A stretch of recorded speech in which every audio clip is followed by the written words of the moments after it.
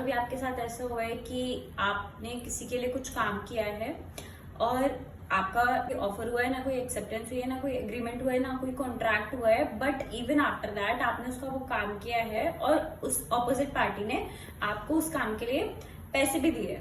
हम आज बात करने वाले हैं एक ऐसे ही कॉन्ट्रैक्ट की जिसको कहते हैं quasi contract. Quasi contract under chapter 5 from section 68 to 72 of the Indian contract act 1872। जो क्वासी कॉन्ट्रैक्ट है ये एक एक्चुअल कॉन्ट्रैक्ट नहीं है, बिकॉज यहाँ पे ना ऑफर है ना एक्सेप्टेंस है।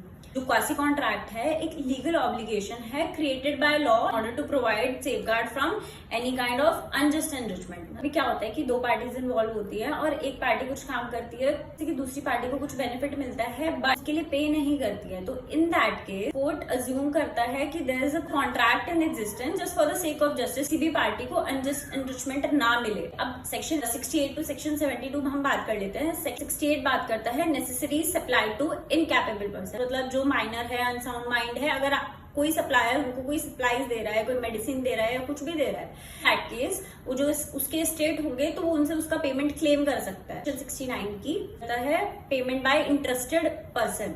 अब कोई ऐसी सिचुएशन है कि जिसमें आपका नेबर है, उसने म्युनिसिपल टैक्स पे नहीं किया, उसने अपना म्युनिसिपल टैक्स पे नहीं किया, इन दैट केस आप उसका टैक्स पे कर देते हो, तो इन दैट केस आपके पास राइट टू रिइंबर्समेंट है। सेक्शन 70 बात करता है नॉन ग्रेशियस एक्ट की, मतलब आपका गिफ्ट करने का इंटेंट नहीं था, पार्टी को उससे बेनिफिट हुआ है। अब आप सामने वाली पार्टी से क्लेम कर सकते हैं कि भाई जो तुमने बेनिफिट्स उठाए हैं अब उसके लिए आप पे करो, क्योंकि मेरा कोई इंटेंट नहीं था लेकिन आपने उसका बेनिफिट उठा लिया, तो अब आप लायबल बनते हो पेमेंट करने के लिए। सेक्शन 71 बात करता है फाइंडर ऑफ गुड्स की। इस सेक्शन में क्या है कि अगर पार्टी ने कुछ गुड्स ऑर्डर करे, अब वो दूसरी पार्टी के पास डिलीवर हुए हैं, तो ऑटोमेटिकली जिस पार्टी के पास यहाँ पे गुड्स डिलीवर हुए हैं वो बेली बन जाएगी, और इन दैट केस जो बेली है उसकी रिस्पॉन्सिबिलिटी बनती है कि जो प्रोडक्ट उसके पास आया है वो उसका प्रॉपर केयर करे, और वो उसकी लीगल ड्यूटी बनती है कि वो उसको फिर विद ड्यू केयर उसको वापस कर दे।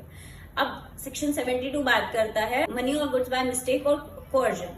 अब इसमें क्या होता है कि एक पार्टी मिस्टेकनली कोई भी अमाउंट ट्रांसफर करती है बी पार्टी के अकाउंट में, बट वो मिस्टेकनली सी पार्टी के अकाउंट में चला जाता है, तो in that case A party can claim refund, और वो बोल सकती है सी को that you are liable to pay back the money because it was mistakenly sent to you. Be aware, be safe, and stay tuned for more such informative videos like this.